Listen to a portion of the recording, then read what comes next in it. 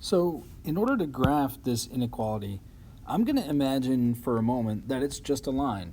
So I'm going to change the expression that you see here. I'm going to change it to y equals negative 2/3 x plus 3. And the first thing I'm going to do, this is always the way I graph things, I'm going to go to my y-intercept and I'm going to plot that. So here is my y-intercept. It's 3, I should say 0, 3. That's the y-intercept. When x is 0, if I put 0 in here, it will make this term disappear. And so the output of the function is just 3. That's this point right here. It's where the graph crosses the y-axis. So I've got my y-intercept plotted, and now I'm just going to go from this point. I'm going to go down 2 and over 3. That's what that fractional slope means. This is the slope, and it means we're going down 2 and over 3. So let's do that. Let's go down 2 and over 3 from this point. So 1, 2, that would be here. And then I'm going to go over 3, 1, 2, 3. So this is my next point right here. I'm going to erase those other dots. So this is the equation, or this is the line that we're plotting right now. So I can actually just strike a line through here, but I'm not quite finished, because what needs to happen actually, let me do that one more time and just see if I can get that to be solid. Okay, so what I need from here is to understand now how it would change if it was an inequality. So you can see in this problem, we're being asked for y is greater than or equal to negative 2/3 x plus 3. So I'm going to change this now. I'm going to change our equal sign. Let's change that. And let's put back in the inequality, and let's think about how it would change things. So first, the equation, or this line can remain a line because it does say it's equal to these values. So we don't have to make a dashed line. We can have a solid line because it says equals right there. So we can leave it just like that. And now when we consider the greater than part, okay, here, this greater than, all that means is that the y is greater than. Those are the solutions to the problem.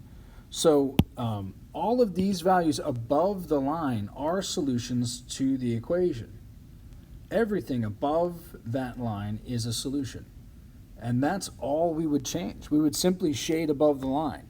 So in other words, the only difference between the equal sign there, the y equals negative 2/3 x plus 3, the only difference between that and this equation is just that this only exists along this line, right? The equal sign, we're saying the solutions are only along this line right here. And when we make it an inequality, we're saying that actually all of the solutions they include everything on that line and everything above it.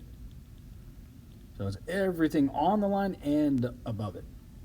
Okay, let's take a look at how to write equations if we're given the graph. So let's take a look at that. So I'm going to do essentially the same thing I did, just in reverse. So I'm going to use slope-intercept form again if I have an intercept, which I do. Here's the y-intercept. So I'm going to, right away, I'm just going to replace the b with 2. All right, so our intercept is 2.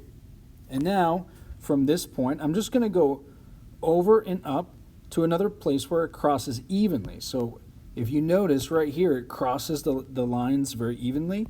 So I'm going to count over. I go 1, 2, 3, 4, 5. It's 5 over and 2 up.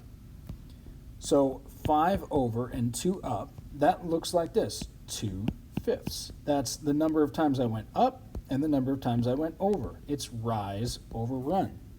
So this is my equation, 2/5 x plus 2. And we're going to write the equal sign for now, and we're going to think about how it would change if it was an inequality. Since everything below the line is shaded, everything down here is shaded, that means that this is y is less than. So this is y is less than 2/5 x plus 2. That's why everything below the line is shaded.